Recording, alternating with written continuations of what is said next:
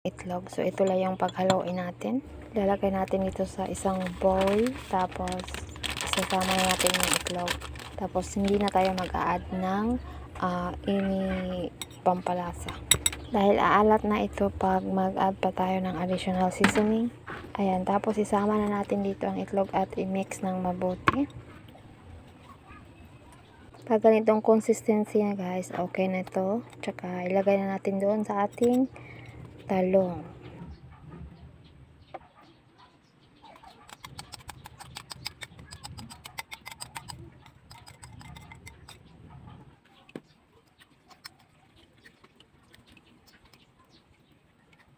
At pwede na natin itong iprito. Ayan. At ito na guys, ang ating tortang talong for breakfast. So this is my meal for today. And don't forget to follow for more. Let's eat!